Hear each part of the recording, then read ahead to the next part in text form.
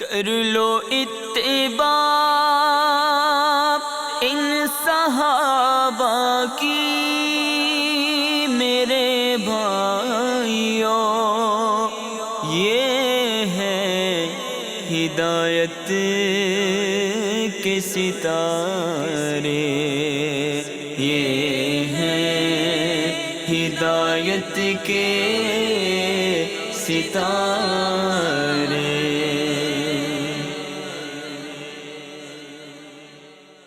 الحمدللہ رب العالمین والصلاة والسلام علی سید المرسلین، اما بعد فاعوذ باللہ من الشیطان الرجیم، بسم اللہ الرحمن الرحیم۔ الصلاة والسلام علیک یا رسول اللہ وعلی آلک واصحابک یا حبیب اللہ۔ الصلاة والسلام علیک یا نبی اللہ وعلی آلک واصحابک یا نور اللہ۔ میٹھے میٹھے اسلام بھائیوں اور مدنی چینل کے ناظرین، الحمدللہ عز و جل ہم مدنی چینل کے سلسلے ہدایت کے ستارے میں حاضر ہیں۔ حضرت سیدنا ابو درداء رضی اللہ تعالیٰ عنہ سے مروی ہے کہ رحمت عالم نور مجسم شاہ بنی آدم صلی اللہ تعالیٰ علیہ وآلہ وسلم کا فرمان تقرب نشان ہے، جمعہ کے دن مجھ پر کثرت سے درود شریف پڑھا کرو کہ یہ یوم مشہود ہے، اس میں فرشتے حاضر ہوتے ہیں، جو بندہ مجھ پر درود پاک پڑھتا ہے اس کا درود پاک مجھ پر پیش کیا جاتا ہے یہاں تک کہ وہ درود پڑھنے سے فارغ ہو جائے۔ حضرت سیدنا ابو درداء رضی اللہ تعالیٰ عنہ نے جب یہ نبی کریم صلی اللہ علیہ وسلم کی زبان سے سنا تو آپ فرماتے ہیں، میں نے عرض کی یا رسول اللہ صلی اللہ تعالیٰ علیہ وسلم وبعد الموت، کیا آپ صلی اللہ تعالیٰ علیہ وسلم کے اس دنیاوی زندگی سے پردہ فرمانے کے بعد بھی ایسا ہوگا؟ ارشاد فرمایا وبعد الموت، ہاں میرے اس دنیا سے جانے کے بعد بھی، کیونکہ ان اللہ حرم علی الارض ان تاکل اجساد الانبیاء، کہ بے شک اللہ عز و جل نے زمین پر حرام کر دیا ہے کہ وہ انبیاء کرام کے جسموں کو کھائے، بلکہ میرے آقا کریم علیہ السلام نے یہ بھی فرمایا فنبی اللہ حج یرزق، اللہ کے نبی تو زندہ ہوتے ہیں، انہیں رزق بھی دیا جاتا ہے۔ صلو علی الحبیب صلی اللہ تعالی علی محمد صلی اللہ علیہ وآلہ وسلم۔ پیارے اور میٹھے اسلام بھائیوں اور مدنی چینل کے ناظرین، آج ہم جس موضوع پہ گفتگو کریں گے صحابہ کرام علیہم رضوان کے بارے میں، وہ موضوع بہت انوکھا ہے۔ صحابہ کرام علیہم رضوان کا جذبہ شوق شہادت، یعنی آقا کریم علیہ السلام کے یہ جانثار صحابہ کرام سرکار مدینہ صلی اللہ علیہ وسلم کی ہر آرزو پر، ہر خواہش پر پیش ہوتے تھے، اور جو سرکار مدینہ صلی اللہ علیہ وسلم حکم فرماتے تھے تو ہر صحابی کی خواہش یہ ہوتی تھی کہ میں اس حکم پر عمل کرنے میں سبقت کر جاؤں، یعنی آگے بڑھوں، یہاں تک کہ صحابہ کرام اپنی جان کی قربانی بھی دینے میں ذرا بر بھی تأمل نہیں کیا کرتے تھے۔ سرکار صلی اللہ علیہ وسلم کے ایک اشارے پر سر کٹانے کے لیے ہزاروں مردان عرب تیار ہوتے تھے۔ میٹھے میٹھے اسلام بھائیوں اور مدنی چینل کے ناظرین، جنگ بدر کا جب موقع پیش آیا تو آقا کریم علیہ السلام نے صحابہ کرام علیہم رضوان کو اکٹھا کیا اور مشورہ فرمایا، اور یہ فرمایا کہ لشکر کفار نے ہم پر حملہ کرنے کی مکمل تیاری کر لی ہے، تو لہذا اس کے بارے میں تمہاری کیا رائے ہے؟ صحابہ کرام نے اپنے آقا و مولا صلی اللہ تعالیٰ علیہ وآلہ وسلم کی خدمت میں یوں عرض کیا۔ حضرت سعد بن عبادہ رضی اللہ تعالیٰ عنہ یہ انصار کی طرف سے اٹھے اور کھڑے ہو کر کہا، یا رسول اللہ صلی اللہ تعالیٰ علیہ وسلم، خدا کی قسم آپ ہمیں عدن تک لے جائیں گے تو ہم انصار میں سے کوئی ایک شخص بھی ایسا نہ ہوگا جو آپ کے حکم کی خلاف ورزی کرے گا، آپ ہمیں اشارہ فرمائیں، ہم آپ کے ہر اشارے پر اپنی جان تک قربان کرنے کے لیے تیار ہیں۔ اس کے بعد حضرت سیدنا مقداد بن عمر رضی اللہ تعالیٰ عنہ نے آقا کریم علیہ السلام کی رائے طلبی پر آپ نے جواب کچھ یوں عرض کیا، یا رسول اللہ صلی اللہ تعالیٰ علیہ وسلم، ہم آپ کے ساتھ ہیں، آپ جہاں چاہیں ہمیں لے جائیں، ہم کبھی بھی وہ بات اپنے منہ سے نہ نکالیں گے جو بنی اسرائیل نے حضرت موسیٰ علیہ السلام سے کہی تھی، یعنی آپ جائیے اور آپ کا رب، تم دونوں لڑو، ہم یہاں بیٹھتے ہیں اور ہم مردانہ وار دشمن کے ساتھ مقابلہ کرنے کے لیے تیار ہیں۔ صحابہ کرام علیہ رضوان کی یہ باتیں سن کر آقا کریم علیہ السلام خوش ہوئے۔ حضرت عمر بن حمام رضی اللہ تعالیٰ عنہ یہ صحابی رسول ہیں، ان کا شوق شہادت کیسا تھا؟ ارباب سیر نے لکھا ہے کہ جنگ بدر کے دن حضور اقدس صلی اللہ تعالیٰ علیہ وآلہ وسلم نے صحابہ کرام علیہ رضوان کو مخاطب کر کے ارشاد فرمایا، جان لو قسم ہے اس ذات کی جس کے قبضہ قدرت میں میری جان ہے، جو حق تعالیٰ کی رضا اور طلب ثواب میں ان کافروں سے جنگ کرے گا، پھر وہ خدا کی راہ میں شہید ہو جائے تو اس کے لیے جنت ہے۔ حضرت عمر بن حمام رضی اللہ تعالیٰ عنہ چند کھجوریں ہاتھ میں لیے اب کھا رہے تھے۔ جب آپ نے یہ فرمان عالی شان سنا تو انہوں نے خوشی میں آ کر کہا، مجھے خوشی ہو اور مجدہ اور خوشخبری ہو کہ میرے اور جنت میں داخلے کے درمیان اب کوئی بھی فاصلہ نہیں رہا، بجز اس کے کہ میں کافروں کے ہاتھوں شہید ہو جاؤں۔ یہ کہہ کر انہوں نے اپنے ہاتھوں سے کھجوروں کو پھینک دیا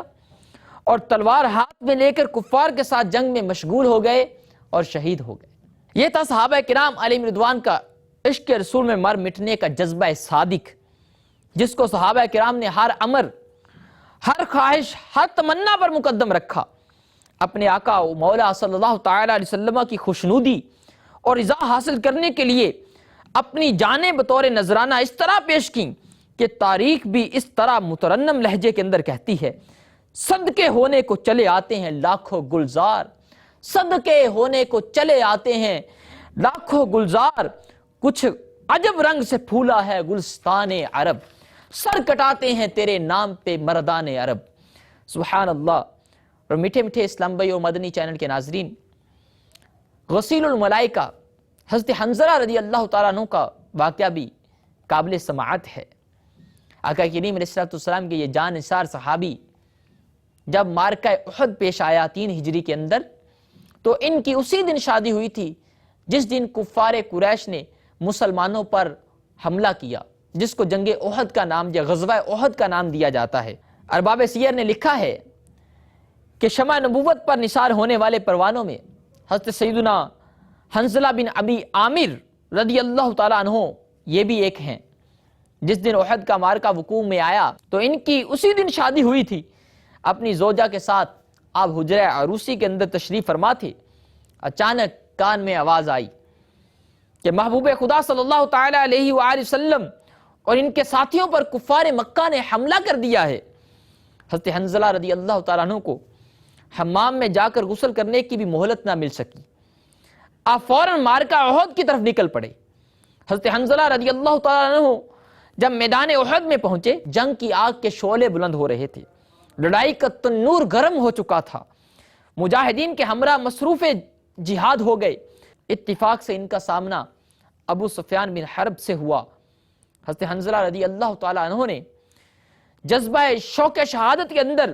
ابو سفیان کو گھوڑے سے کھینچ کر زمین پہ گرایا۔ ابو سفیان چلانے لگا اور رونے لگا اور گروہ قریش میں یہ آواز پکارنے لگا، ہے گروہ قریش میں ابو سفیان ہوں، حنظلہ مجھے قتل کرنا چاہتا ہے۔ یہ کہہ کر وہ جب بھاگنے لگا، حضرت حنظلہ رضی اللہ تعالیٰ عنہ ابو سفیان کا تعاقب کرنے لگے۔ اسی اسنا میں اسود نامی ایک شخص نے ابو سفیان کی مدد کی اور اس نے حضرت حنظلہ رضی اللہ تعالیٰ عنہ پر ایسا شدت سے نیزہ مارا کہ وہ نیزہ ان کے سینے سے آر پار ہو گیا اور وہ اسی نیزے سے شہید ہو گئے۔ جنگ ختم ہونے پر تمام شہداء کی لاشوں کو دیکھا گیا تو کفار نے لاشوں کا مسئلہ کر دیا تھا، یعنی ان کے کان کاٹ دیے تھے۔ صحابہ کرام علیہ رضوان جو شہید ہو چکے تھے ان کے کان کاٹ دیے، ناک کاٹ دی اور آنکھیں نکال دی، مسئلہ کر دیا تھا۔ تو جب حضرت حنظلہ رضی اللہ تعالیٰ عنہ کو دیکھا گیا تو آپ کی لاش کا مسئلہ نہیں کیا گیا تھا، کیونکہ شہید ہونے کے بعد فرشتوں نے ان کی نعش مبارک کو آسمان پہ اٹھا لیا تھا۔ حضور اقدس صلی اللہ تعالیٰ علیہ وآلہ وسلم نے فرمایا کہ میں نے ملائکہ کو دیکھا کہ وہ حضرت حنظلہ بن ابی عامر رضی اللہ تعالیٰ عنہ کو آسمان اور زمین کے درمیان چاندی کے ایک بڑے تشت میں بارش کے پانی سے غسل دے رہے تھے۔ سبحان اللہ۔ ایک فقہی مسئلہ بھی ہے کہ شہید کو غسل اور کفن نہیں دیا جاتا، اور اسی خون آلود کپڑوں کے اندر بغیر غسل دیے اسے دفن کیا جاتا ہے۔ حضور اقدس صلی اللہ علیہ وسلم شہداء اسلام کو اسی طرح بغیر غسل کی دیے، بغیر ان کو کفن پہنائے دفن کیا کرتے تھے۔ حضور اقدس صلی اللہ علیہ وسلم نے حضرت حنظلہ کو فرشتوں کا غسل دینے کا منظر جب بیان کیا کہ فرشتوں کو میں نے دیکھا کہ حضرت حنظلہ کو بارش کے سفید پانی سے چاندی کے بڑے تشت میں غسل دے رہے ہیں۔ ایک صحابی ہیں، آقا کریم علیہ السلام کا یہ فرمان سن کے وہ حضرت حنظلہ رضی اللہ تعالیٰ عنہ کی نعش مبارک کو ڈھونڈنے میں مصروف ہو گئے۔ ان کا نام ابو اسید سامری ہے۔ وہ جب حضرت حنظلہ کی نعش مبارک کو ڈھونڈنا شروع ہو گئے تو جا کے انہوں نے اپنی آنکھوں سے یہ عجیب منظر دیکھا کہ حضرت حنظلہ رضی اللہ تعالیٰ عنہ اس طرح پڑے ہوئے تھے جیسے ان کو ابھی غسل دیا گیا ہے، ان کے سر سے پانی کے قطرے ٹپک رہے تھے۔ حضور اقدس صلی اللہ علیہ وسلم نے کسی کو بھیج کر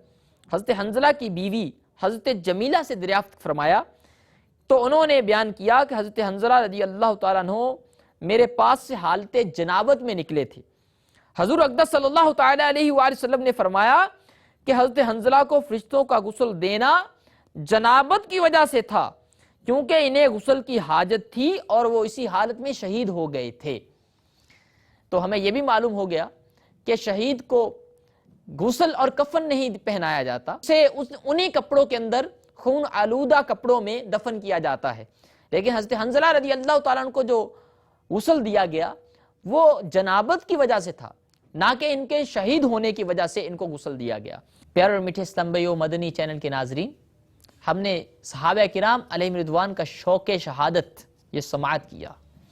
آقا کریم علیہ السلام کے یہ جان نثار صحابہ سرکار سے کس قدر عشق کیا کرتے تھے، اور یہ اس عشق میں اپنی جان تک قربان کرنے کے لیے تیار رہا کرتے تھے۔ اس کا ایک واقعہ حضرت خبیب بن عدی رضی اللہ تعالیٰ عنہ کو بھی ہے۔ جب ان کو کفار مکہ مقام تنعیم کے اندر شہید کرنے کے لیے لے جا رہے تھے تو اثناء راہ کفار مکہ نے ان سے ایک عجیب بات کہی۔ وہ بات یہ تھی، وہ آپ سے پوچھنے لگے اور آپ کے عشق کا امتحان لینے لگے۔ ابو سفیان نے یہ سوال کیا، اے خبیب، اگر تمہاری یہ خواہش ہو کہ تمہاری بجائے اس دار پر جس پہ تمہیں لٹکایا گیا ہے، اس دار پر محمد صلی اللہ علیہ وسلم ہوتے اور تم اپنے گھر میں سلامتی کے ساتھ ہوتے تو کیا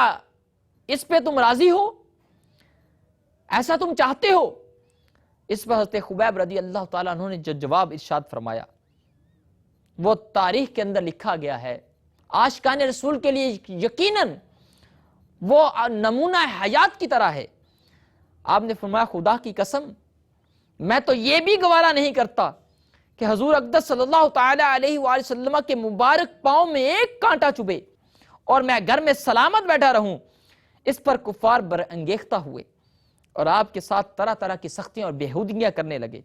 اور آپ کے قتل پر آمادہ ہو گئے۔ اور حضرت خبیب رضی اللہ تعالیٰ عنہ کو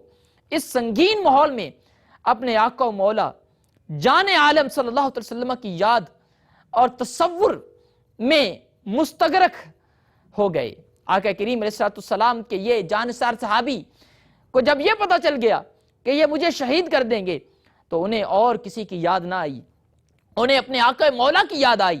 انہیں کے تصور میں مستغرق ہو گئے اور اپنے محبوب آقا صلی اللہ علیہ وسلم کے دربار عالی میں اپنی دلی کیفیت کو پہنچانے کے لیے پروردگار عالم جل جلالہ کی بارگاہ میں یوں دعا کرنے لگے، اے خدا، میں اس جگہ دشمنوں کے سوا کسی کو اپنا حامی نہیں دیکھتا، ہر طرف دشمن ہی دشمن ہے، ادھر میرا کوئی بھی دوست نہیں ہے جو میرا پیغام تیرے حبیب صلی اللہ تعالیٰ علیہ وسلم تک پہنچانے والا ہو، اے خدا تو ہی میرا سلام بارگاہ رسالت میں پہنچا دے۔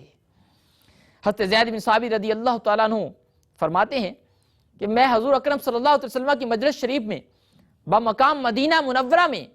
ایک جماعت کے ساتھ موجود تھا۔ یکا یک حضور صلی اللہ علیہ وسلم پر وحی کے آثار و علامات ظاہر ہوئیں۔ اس کے بعد حضور اقدس صلی اللہ علیہ وسلم نے فرمایا وَرَحْمَةُ اللَّهِ عَلَيْهِ، اور فرمایا کہ خبیب کو قریش نے شہید کر دیا اور یہ جبریل امین ہیں کہ جو ان کا سلام مجھے پہنچا رہے ہیں۔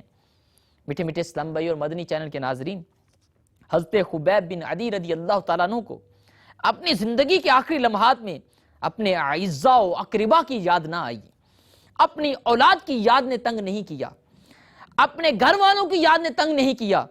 اپنے عزیز و اقربا، اپنے والدین کی یاد نے تنگ نہیں کیا، بلکہ ان کو یاد آئی تو محبوب عالم حبیب کبریا آقا دو جہاں صلی اللہ علیہ وسلم کی یاد آئی، اور انہوں نے رب تعالیٰ سے جو دعا کی کہ مولا میرا ادھر کوئی پیغام تیرے حبیب تک پہنچانے والا نہیں ہے، تو میرا سلام آقا کریم علیہ السلام کو پہنچا دے۔ یہ یقیناً کس قدر پیارا یہ واقعہ ہے کہ آقا کریم علیہ السلام کے ساتھ صحابہ کرام کس قدر عشق کیا کرتے تھے، جان تک دینے میں دریغ نہیں کرتے تھے، ذرا بھر بھی تعمل نہیں کیا کرتے تھے۔ ہمیں چاہیے کہ ہم اپنی زندگی کو آقا کریم علیہ السلام کے ان صحابہ کو، ان ہدایت کے ستاروں کو اپنی زندگی کے لیے نمونہ حیات بنائیں، ان کے مطابق زندگی گزارنے کی کوشش کریں۔ یقیناً تمام صحابہ آقا کریم علیہ السلام کے یہ ہدایت کے ستارے ہیں۔ آقا کریم علیہ السلام نے خود فرمایا اصحابی کالنجومی، میرے صحابہ ستاروں کی مانند ہے، بِأَيِّهِمْ اقتدیتم اہتدیتم، تم کسی کے بھی پیروی کرو گے تو ہدایت پا جاؤ گے۔ اللہ تعالیٰ عز و جل کی بارگاہ میں دعا ہے کہ ہمیں صحابہ کرام کی محبت عطا فرمائے اور ان کے صدقے آقا کریم علیہ السلام سے محبت کرنے کی توفیق عطا فرمائے۔ آمین بجاہ النبی الامین صلی اللہ تعالی علیہ وآلہ وسلم۔ کر لو اتباع ان صحابہ کی میرے بھائیوں، یہ ہے ہدایت کے ستارے، یہ ہے ہدایت کے ستارے۔